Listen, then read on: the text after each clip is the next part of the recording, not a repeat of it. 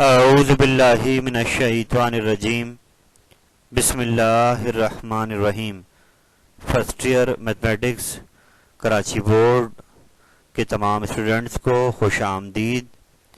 जैसे कि बेटा आपने को याद होगा कि मैं एमसीक्यूज़ के एक सिलसिले को चला रहा था जिसमें मैं चैप्टर वाइज पास्ट ईयर में जितने भी एमसीक्यूज़ आए हैं उनको कवर कर रहा था। उसमें आपको एक रिमाइंडर देना चाहूँगा कि मैंने चैप्टर 3, 4, 6, 7 और 8 इन चैप्टर्स के एमसीक्यूज़ अपलोड कर दिए थे। अब जो रिमेनिंग चैप्टर है क्योंकि आपका एग्ज़ाम बिल्कुल अराउंड द कॉर्नर है तो मैं जल्दी कोशिश करूँगा कि इंशाअल्लाह ताला जो बाकी चैप्टर्स रह गए हैं उनके भी एमसीक्यूज़ अपलोड कर दूँ ताकि आप एक कंप्लीट अपने 40 मार्क्स की तैयारी की तरफ जाएं। मैथमेटिक्स में 40 मार्क्स बहुत क्रूशल हैं क्योंकि इस साल पैटर्न चेंज हुआ है, तो कोशिश कीजिए कि एमसीक्यूज़ को प्रॉपर टाइम दीजिए ताकि आप अपना ये सेक्शन ए वाला पोर्शन बेहतरीन तरीके से कर पाएँ। तो आइए हम अपने आज के सिलसिले की तरफ जाते हैं कि आज मैं आपके सामने chapter number 2 real and complex number systems के पास्ट ईयर्स के एमसीक्यूज़ लेकर हाजिर हुआ हूँ, जिसमें मेरी प्रायोरिटी ये है कि आपको इस साल जो भी यहाँ से एमसीक्यू सेलेक्ट हो इंशाअल्लाह ताला वो आपका सही हो जाए। तो मैंने कोशिश की है कि हर मुमकिन तरीके से तमाम पॉसिबल एस्पेक्ट को कवर किया जाए जो कि आपके एमसीक्यू को इस चैप्टर 2 से अच्छा कर दे। तो आइए अपने आज के इस चैप्टर के एमसीक्यूज़ का आगाज़ करते हैं।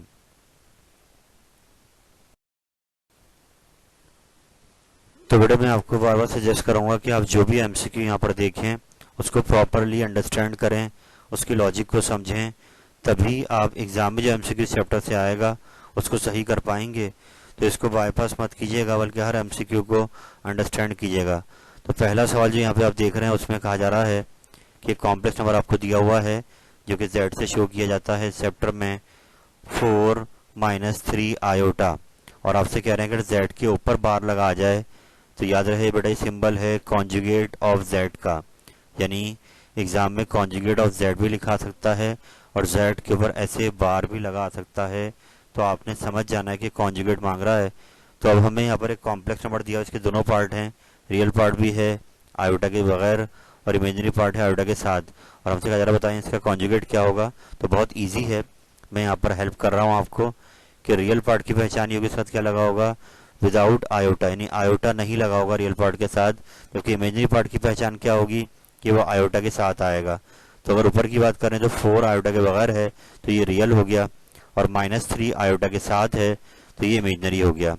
तो अब जब हम कॉन्जुगेट ले रहे होते हैं तो उसकी टेक्निक ये है कि आप जो आयोटा के साथ नंबर है उसकी साइन चेंज कर देते हैं, यानी आयोटा वाले नंबर की साइन चेंज कर देते हैं, और जो आयोटा के बगैर नंबर है उसको कुछ भी नहीं करते, यानी आसान ज़बान में रियल पार्ट को ऐसे ही छोड़ दिया जाता है और इमेजिनरी पार्ट की साइन चेंज कर दी जाती है।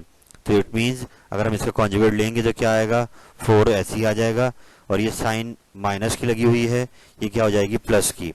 तो 4 + 3 आयोटा ये इस कॉम्प्लेक्स नंबर क्या हो जाएगा कॉन्जुगेट हो जाएगा। मगर एक बात याद रहे कि जिस फॉर्म में लिखा हुआ है एग्ज़ाम में फॉर्म चेंज भी हो सकती है कि ऐसे ब्रैकेट में ऑर्डर्ड पेयर बना के लिख दिया जाए, तो भी आपको याद रखना है कि कॉमा का जो होगा कॉमा से पहले वाला पार्ट वो रियल होगा और कॉमा के बाद वाला पार्ट क्या होगा इमेजिनरी।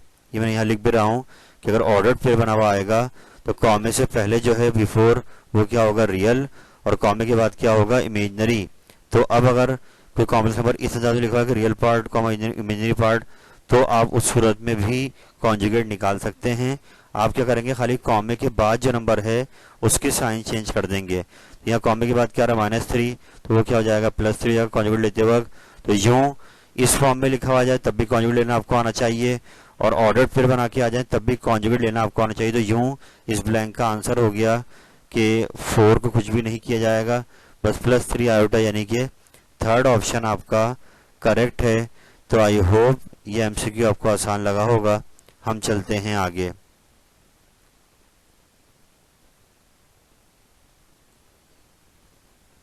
बेटा ये सेकंड एमसीक्यू नीचे लिख दिया है कि conjugate of a complex number. तो ये तो सिंपल फार्मूला है, जैसे मैंने ऊपर समझाया आपको कि भाई अगर ऑर्डर्ड पेयर में दिया होगा तो आपने कुछ नहीं करना है, खाली सेकंड नंबर की साइन चेंज कर देनी, तो ए कॉमे से पहले है, इसको कुछ भी नहीं होगा, लेकिन आप बी की कर देंगे साइन चेंज, तो ये सेकंड ऑप्शन आपका कहलाएगा दिए हुए नंबर का कॉन्जुगेट। तो आई होप क्लियर हो गया होगा।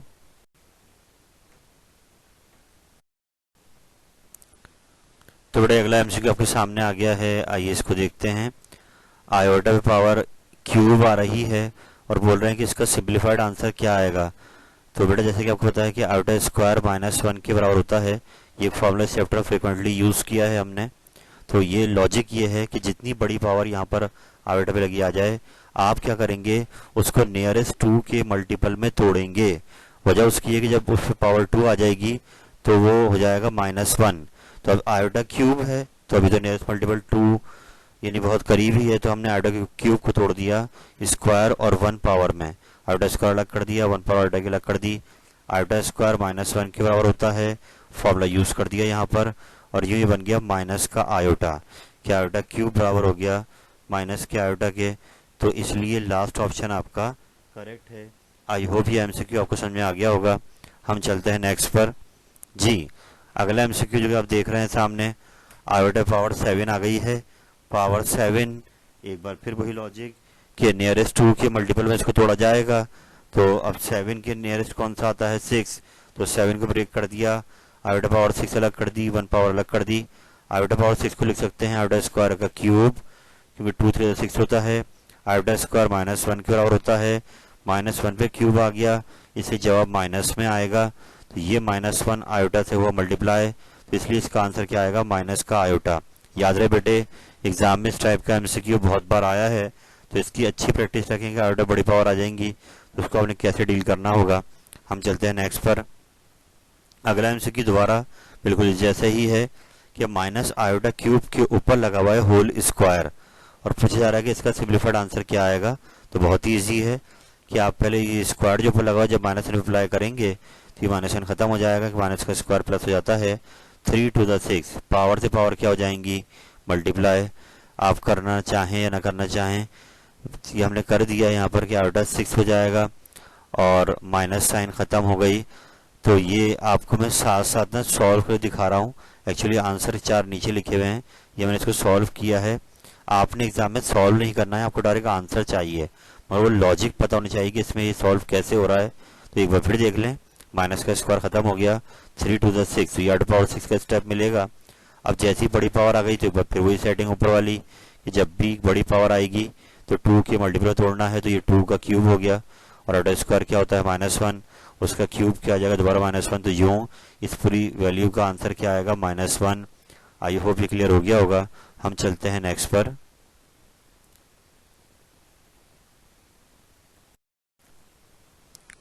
तो बेटा काम को आगे बढ़ाते हैं। अगला सवाल आप देख रहे हैं, मेरी कोशिश ये है कि हम तमाम पॉसिबल एस्पेक्ट को कवर करें।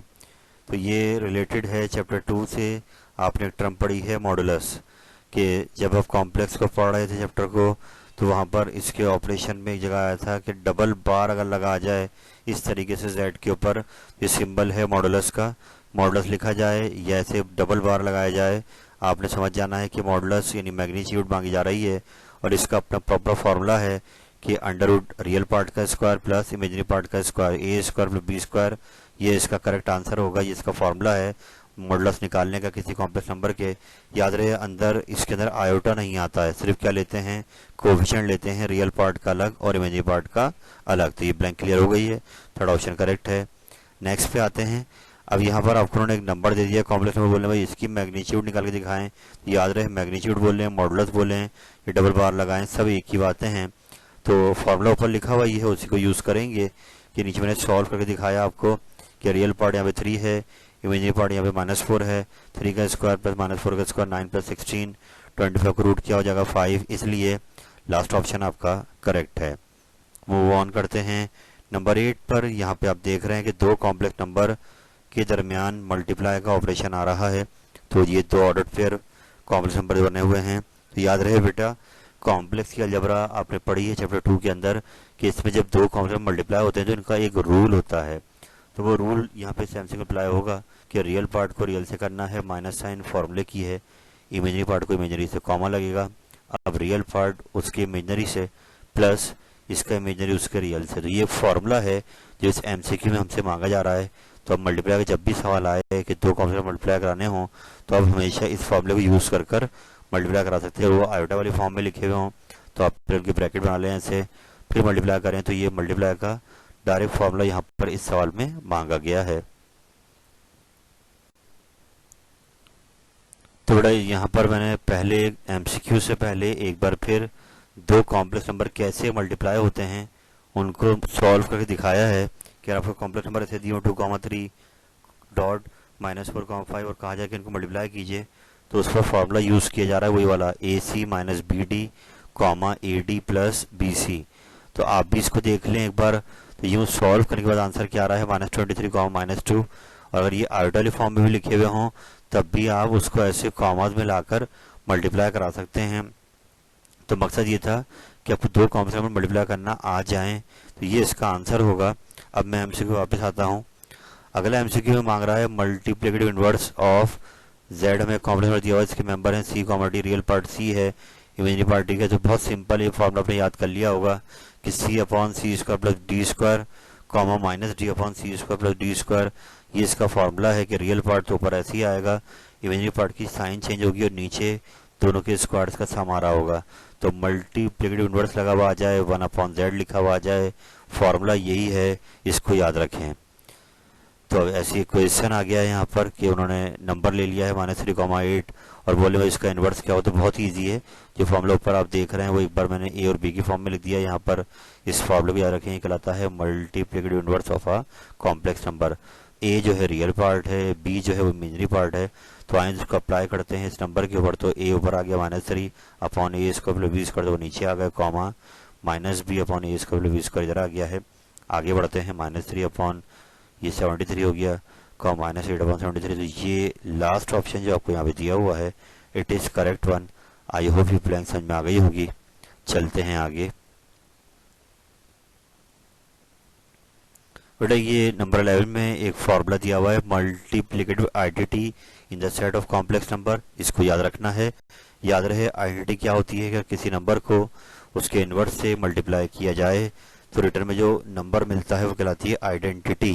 तो यहाँ मल्टीप्लाई की आइडेंटिटी क्या है 1,0।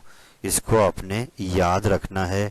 आई होप क्लियर हो गया होगा। 1,0 कब मिलता है, जब किसी एक्चुअल जो कॉम्प्लेक्स नंबर था उसको और उसके इन्वर्स को मल्टीप्लाई किया जाए। जैसे कि सपोज कर लें ऊपर ये सवाल किया था हमने कि ये था हमारा कॉम्प्लेक्स नंबर, ये था उसका इन्वर्स। अगर इन दोनों को मल्टीप्लाई कराया जाएगा तो रिटर्न में आंसर क्या आएगा 1,0, जिससे प्रूव हो जाएगा कि ये वाकई इसका मल्टीप्लाई का इन्वर्स है। तो इसको मल्टीप्लिकेटिव आइडेंटिटी क्या होती है 1,0। चलते हैं आगे।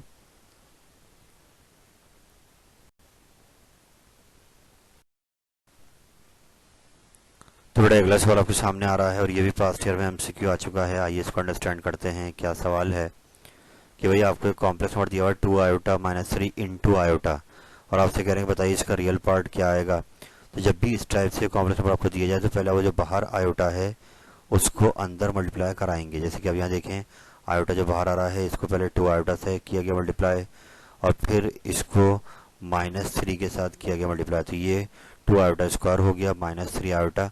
याद रहे कि यहाँ पर हमने मल्टीप्लाई का अगर फॉर्मूला लगा भी देते तो रियल पार्ट आगे क्या था 0 था, इसलिए हमने अब इसको डायरेक्ट ही मल्टीप्लाई कर दिया आयोटा को इन दोनों टर्म से। तो ये हो गया 2 iota square -3 iota. As you know iota square -1 होता है, -1 वहाँ रखा, आगे -3 आयोटा आ गया, ये -2 -3 आयोटा हो गया। और अब ये आपसे मांग रहा है रियल पार्ट। तो याद रहे बेटे रियल पार्ट वो होगा जो आयोटा के बगैर होगा, यानी -2 इज द करेक्ट आंसर। तो इसलिए सेकंड ऑप्शन करेक्ट है। अगर यही मांगता इमेजिनरी पार्ट तो जो आयोटा के साथ पार्ट होता -3 वो इसका आंसर कहलाता। आई होप क्लियर हो गया होगा। चलते हैं नेक्स्ट पर। बेटा अगला सवाल ऐसे ही पास्ट ईयर में आया हुआ है कि उसने हमें कॉम्प्लेक्स नंबर दिया हुआ है और दोनों पार्ट मांग रहा है कि बताएं रियल पार्ट इमेजिनरी पार्ट दोनों क्या होंगे।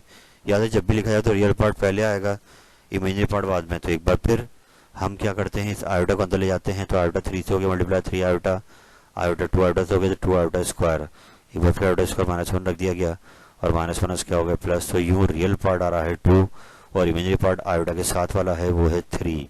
तो आई होप ये एमसीक्यू क्लियर हो गया होगा। तो आयोटा सिलसिले को आगे बढ़ाते हैं। अगला क्वेश्चन, अगला एमसीक्यू सामने लिखा हुआ है कि एक बार फिर हमें दिया गया है complex number 2 minus iota upon 3 और बोलने बताएं इसका रियल पार्ट क्या होगा और इमेजिनरी पार्ट क्या होगा। तो बहुत ही सिंपल है, इसके बाहर कोई आयोटा नहीं आ रहा है तो हम क्या कर देंगे एलसीएम ब्रेक। 3 2 के नीचे भी अलग हो जाएगा, 3 आयोटा के नीचे भी अलग हो जाएगा। अब 2/3 कहलाएगा रियल पार्ट क्योंकि उसके साथ आयोटा नहीं आ रहा है और आयोटा के बराबर में है -1/3, तो वो कहलाएगा इमेजिनरी पार्ट, इसलिए सेकंड ऑप्शन इसका करेक्ट है। आई होप ये एमसीक्यूज आपको क्लियर हो रहे होंगे विदाउट एनी डाउट। आपको अगर एग्जाम में क्लियर करना है, सही करना है, तो you have to understand the logic कि यहाँ पे क्या हो रहा है। चलते हैं आगे। बेटा अगला एमसीक्यू आ रहा है सामने आपके कि आपको इक्वेशन दी हुई है कॉम्प्लेक्स इक्वेशन, इसको सॉल्व कर बताना है कि एक्स और वाई की वैल्यूज़ क्या हैं जो इसको सेटिस्फाई करेंगी। तो ये बहुत ही सिंपल है, आपने चैप्टर 2 क्वेश्चंस करे हैं इक्वेशंस वाले के। जब भी ये स्टेप पहुंचता तो हम कंपेयर करते थे, इक्वेट करते थे रियल पार्ट को रियल से दोनों साइड पर और इमेजिनरी पार्ट को इमेजिनरी से। तो यहाँ रियल पार्ट एक्स है और यहाँ इमेजिनरी पार्ट रियल पार्ट है ही नहीं। इट मीन्स अगर हम कंपेरिजन पे जाते हैं तो एक्स तो है यहाँ पर और वहाँ रियल पार्ट 0 है, इसलिए एक्स का आंसर क्या आ गया 0।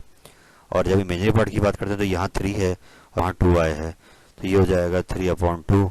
तो इट मीन्स x 0 है और y 3/2, ये आपका आंसर हो जाएगा x और y का। आई होप ये क्लियर हो गया होगा। चलते हैं आगे।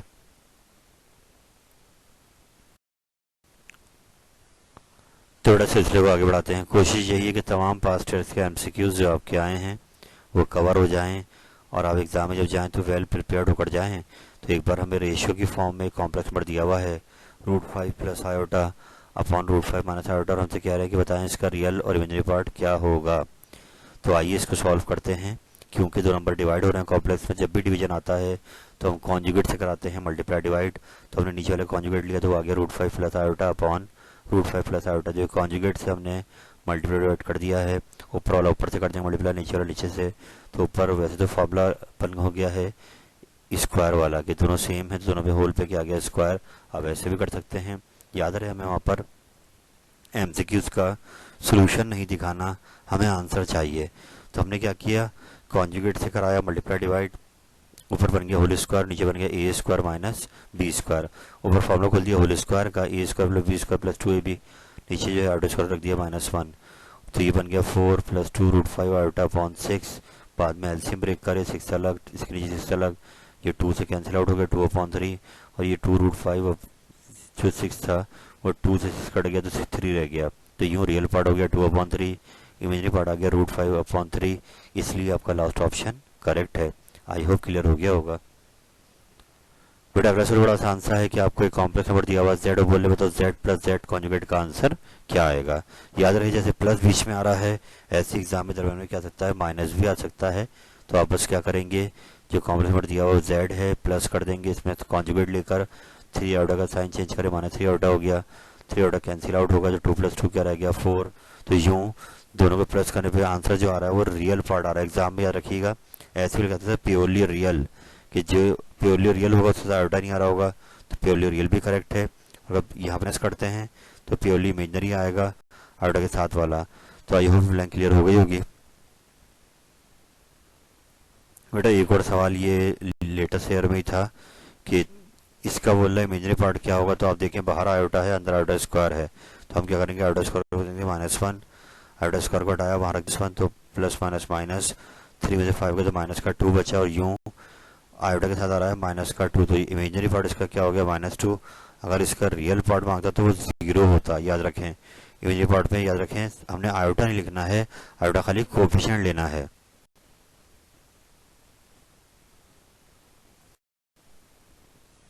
तो बेटा नियरली अपने एंड पर आ गए हैं। ये भी एक एमसीक्यू लेटेस्ट ईयर में आ गया था कि एक प्रॉपर्टी है कॉम्प्लेक्स नंबर की कि अगर कॉम्प्लेक्स नंबर को उसके कॉन्जुगेट से मल्टीप्लाई किया जाए तो रिटर्न में आंसर क्या आता है। तो ये आता है z मॉडुलस का स्क्वायर, यानी कि जो इसका मॉडुलस का फॉर्मूला उसमें रूट आ रहा होता है तो रूट नहीं आता है, इसलिए उसमें स्क्वायर आ गया है। तो इस प्रॉपर्टी को याद रखेंगे z इंटू z कॉन्जुगेट, चाहे z कॉन्जुगेट शुरू में लिखा जाए z बाद में लिखा जाए, आंसर ये आएगा z मॉडुलस का स्क्वायर। तो आई होप ब्लैंक आपको याद रह जाएगी। और इसी तरीके से बेटा ये कुछ प्रॉपर्टीज और भी हैं, इनको भी आप बुक में देख लीजिएगा कि पहली प्रॉपर्टी कॉन्जुगेट वाली है कि z1 + z2 लिखा हुआ है तो कॉन्जुगेट इंडिविजुअली दोनों पे अलग अलग हो जाएगा। ऐसी मल्टीप्लाई वाली के इंडिविजुअल दोनों पे अलग अलग हो जाएगा। और एक मॉडुलस वाली भी है कि मॉडुलस इन दोनों पे क्या हो जाएगा इंडिविजुअली अलग अलग। तो तीनों प्रॉपर्टीज को याद रखिए।